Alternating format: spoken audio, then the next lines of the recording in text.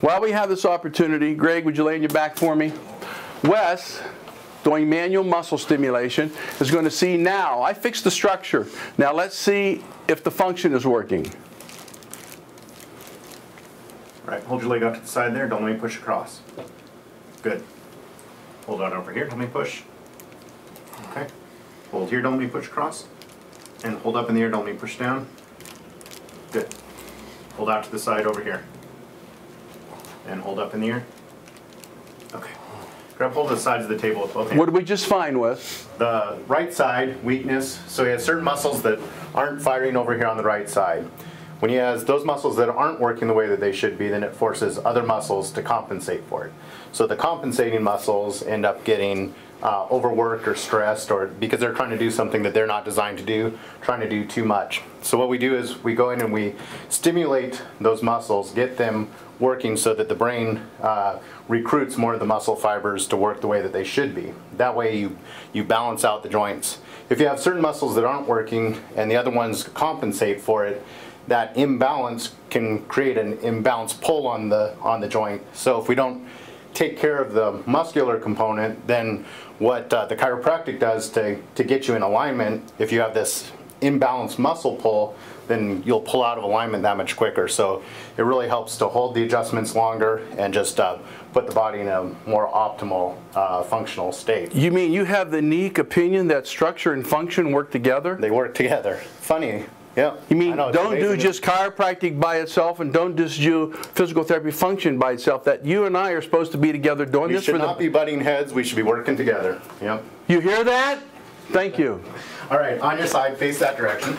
So what we're doing is there's stretch receptors at the ends of the muscles where the muscles attach to the bones, and those stretch receptors communicate with the brain. So I'm manually stretching them, stimulating those stretch receptors to increase the signal from the muscle to the brain, so the brain sends a signal back down and recruits more of the muscle fibers to be working the way that they should be. So we're trying to overcome that imbalance and wake up, for lack of a better term, those muscles that are sleeping. If you have certain muscles that aren't working and the other muscles are compensating for it, when you go to do the exercise, since these muscles aren't working, they don't get stronger. What gets stronger is the compensating muscles. So what we need to do is stimulate those muscles, get them working so that when you do the exercises, then you're actually strengthening what needs to be strengthened. So it'll sometimes be tender in these areas when we work on them. The more dysfunctional a muscle is, the more sensitive it is. It's in a state of hypersensitivity, so it'll feel more tender than it normally would. The amount of pressure I'm using is not very much. Might feel like I'm poking on a bit of a bruise.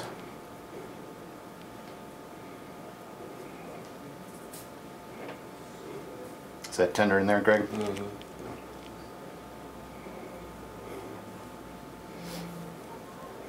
So we get those muscles, stretch receptors stimulated, and then we'll retest and see if we have balanced out and recruited those muscles to be working. So Wes, as we've been working together for several years now, when you see me work and I make my notes and you see what I find on the patients, you know then from our experience probably pretty much what to do because certain muscle groups are going to be affected. Yeah. And do we find in professional football players a very similarity in their type of injuries, how to fix them and also how to prevent them? Oh, absolutely. I mean, it's structurally, like he said, from foot on up, that the structural component and the functional component fit in, and we'll see common patterns. Sometimes we'll see something that's out of the norm, but that's on the rare occasion, and we just have to dig a little deeper to find out what the root problem is, but very frequently we'll see similar patterns. On your back again. Now you see, what we do here, and what I'm saying and Wes is saying, we're probably not going to get an agreement with all physical therapists and of all chiropractors. Hold there again. But we're really not here worrying about what chiropractors are going to think or what physical therapists are going to think. Grab the side of the table. We take care of 100 people a week. We have athletes travel from all over the country, okay? And we have found a system that works. Right there. This works, and structure and function work together. So if a chiropractor, if you think you're doing everything you can for your athlete and you're not affecting the function or not working on it, you're not doing a complete job.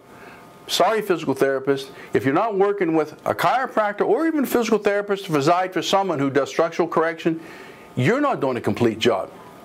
Okay, period. And now all you people who get worked on by the chiropractor and worked on by the physical therapist and they don't work together, understand you could be treated better. Now, I don't care who's mad or not. I don't really care. The right way is the right way, and it needs to be said. We need to work together, and this patient here benefits. You, your son, your daughter, whatever, benefit from it. And that's the way it should be done. You do not want to go have drugs, surgery, injections, whatever, okay, unless you absolutely have to. Do you have to sometimes? Most definitely. But majority of the time, maybe you don't.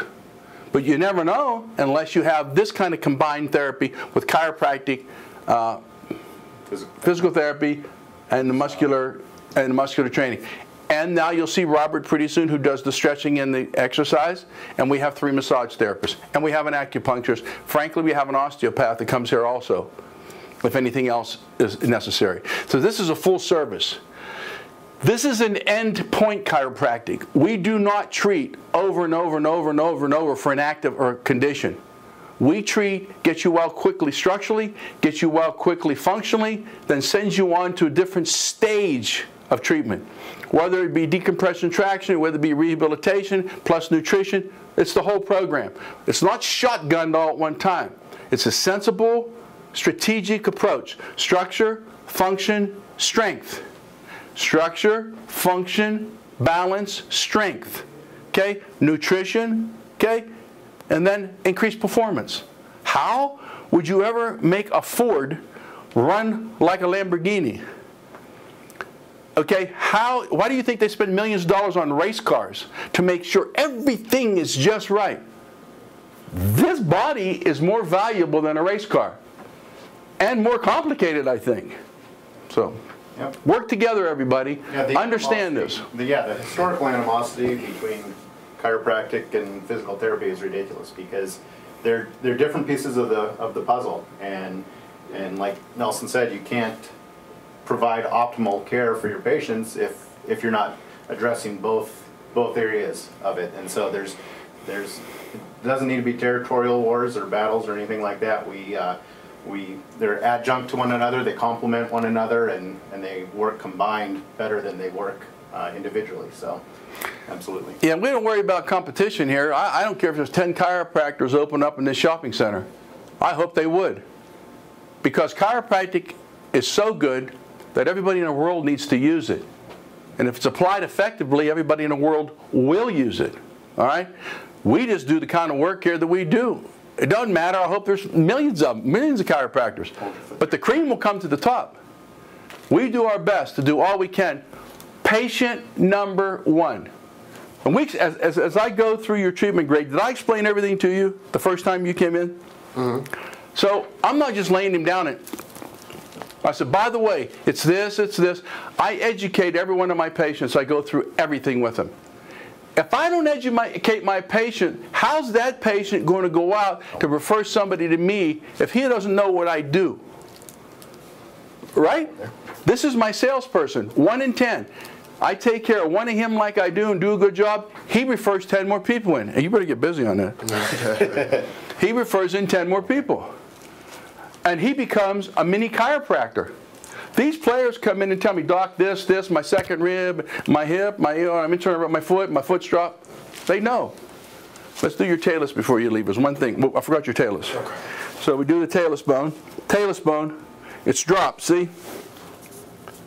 That's the one when he was down, and I said this talus bone is dropped. So we have to just kind of put that talus in place. So now, as you see, it doesn't drop. Not trickery. It doesn't drop. I put the talus back in place. Come on up, young man. Thank you very much. God bless you, buddy. Appreciate it. Uh-huh.